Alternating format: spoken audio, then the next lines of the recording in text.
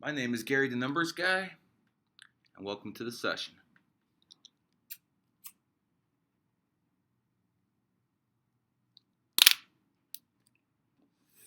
Today, we will be discussing the differences between capitalism, communism, socialism, the problem with each system, and why one is definitely much superior to the other. Let's start. The premise of communism is to have everyone be the same. That's the whole point. It's called common. You understand? It's in the word itself.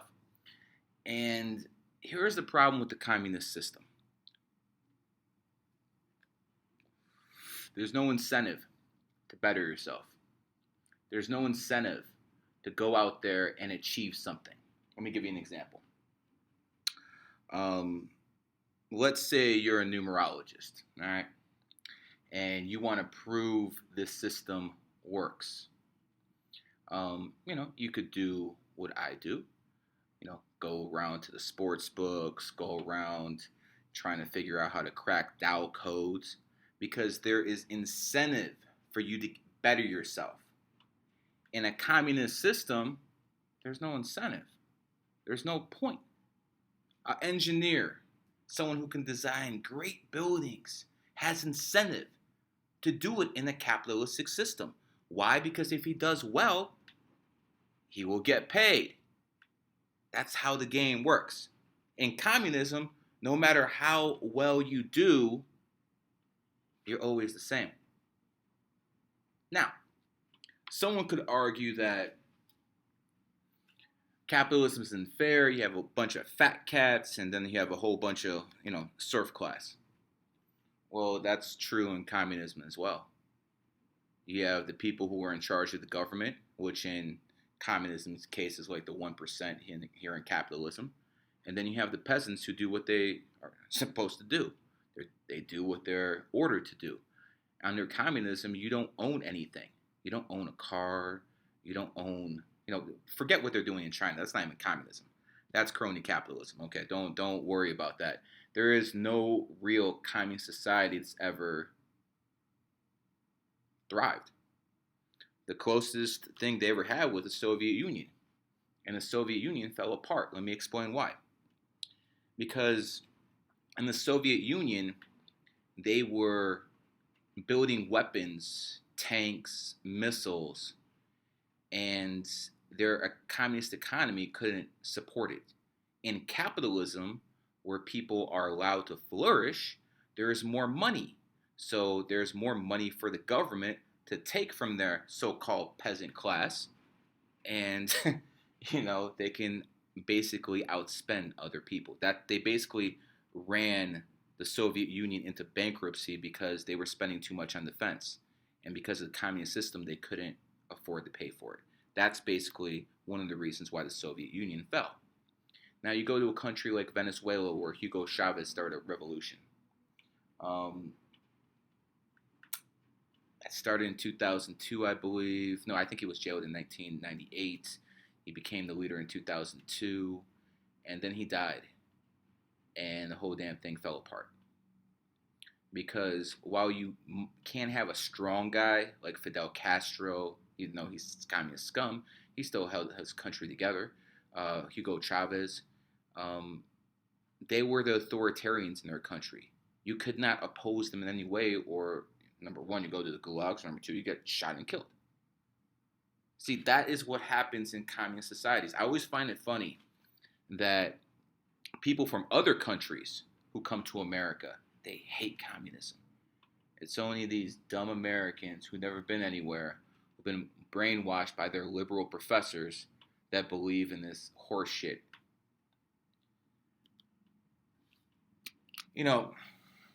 Are there some problems with capitalism? Without a doubt. I'll go through them right now.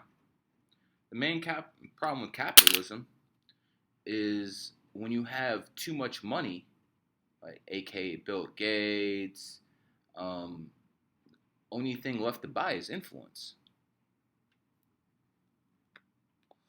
So I believe you should have a cap on wealth, in a capitalistic society. Oh, I know, I know. Now I'm a communist. Now I'm a socialist. No, no.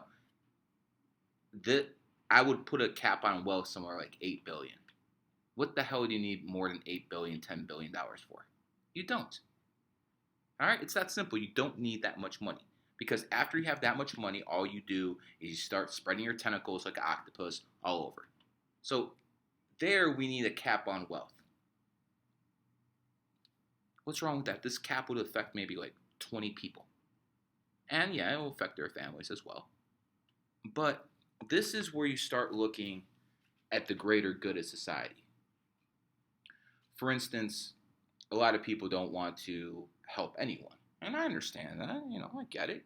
But let's put example, some young dude knocks up some woman, they have a baby, the dude, just runs away. The woman's probably on welfare, raising the kid. And a lot of people would be like, well, the hell with it. Why are you giving her welfare? Well, a lot of cases you're right, but here's the problem. Let's say that woman who's raising that kid has no parental qualities, has no idea how to raise, basically kids raising kids. And this child grows up watching violence on TV, watching video games, watching all this other crap, and he becomes a thug and he starts killing and robbing people. This is why you have to invest a little bit of money into the poor to make sure you tame that shit. You understand? This is why it's okay to take a little bit from the top and give to the bottom. Because if the bottom has nothing, you have a French Revolution. That's how the game works. You have to give the bottom something. A lot of people at the top want pure capitalism, which means you don't help anyone. Well, that's always going to end up in revolution. That doesn't work either. So what I believe is the best system would be this. One family, one vote. Not the wife votes for Clinton and the husband votes for Trump and they can't. No, none of that crap. One family, one vote. That's how they used to do it. That's how it needs to go back to. Obviously, there should be some age things. When someone reaches a certain age, maybe they can start their own family, doing their own things. But that's, semantics. Other things that need to happen. Women need to start raising their kids. Women need to start breastfeeding their kids. Let me give you an example. A lot of people ask why people are so dumbed down nowadays. Well, fact. This is fact. Kids who are breastfed have higher IQ levels because they gain nutrition from breast milk. It's natural. This is how it works. Now, the companies have convinced the women to go to work and dump their kids off at daycare centers, and they're getting formula. Do you honestly think formula is going to do the same thing? And that breast milk is this natural that comes from the mother. So this is a big reason why a lot of kids are dumbed down now. A lot of kids. Again, you think 7 to 8 points in IQ don't matter. Believe me, it matters. That's why we have so many liberals in power, because a lot of dumb people are out there. But going back to capitalism, you have to understand that in capitalism, there are a lot of failures. Like, for instance, everyone wants to tax the rich. I believe that's the wrong approach. I believe the rich should pay 0 taxes. You heard me right. The rich should pay 0 taxes. And the reason the rich should pay 0 taxes is if they agree to one simple rule. They have to reinvest 33 to 50% of their wealth into the economy every single year. What does that do? By going out there, creating businesses, creating jobs, the people who they hire will start being taxed. And that way, you make a lot more money, you freaking morons. You understand? You can tax one rich guy a lot, or you can tax him nothing and have all the people who are working for him pay the tax. They're happy because they actually have a job they wouldn't have in the first place because they don't have to be on welfare anymore. If they're not on welfare anymore, we don't need to pay the goddamn taxes to fund the welfare system. So the taxes get lowered. Come on, people, this is common sense here. Forget that democratic nonsense. This is what needs to be done in capitalism for capitalism to thrive. Don't tax the rich at all if they agree to reinvest 33 to 50%. I'm sure maybe it would be a different number, 35 to 53, whatever. We'll figure out the percentage. We'll let the numbers crunchers do that, but that's basically the foundation of what you need to look at. Also, you need to institute the cap on wealth. I understand people would call me a communist and a socialist. Believe me, nothing could be further from the truth. I would hang all communists and send all socialists to re-education camps. Okay? But if you think a free market society could work without supporting the peasant class, at least giving them a chance, it's just not going to work. And in communism, they never do. Only in a capitalistic society do you have a chance to better yourself, to better your family, to better anything that you really give a damn about. And yes, in this case, greed is a good thing. Again, a lot of people who talk about economics, they've been brainwashed by the liberal media. And you cannot have the government taking your money and then deciding what's best for you. I mean, are you people literally clowns? You think someone else can figure out what's best for your money than you can?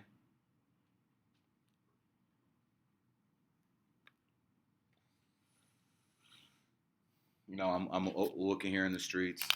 I'm looking at all these people driving around. They're freaking clueless. And hopefully, after watching this video, some of you people are a little less clueless. My name is Gary the Numbers Guy, and you just got taught a lesson. Enjoy.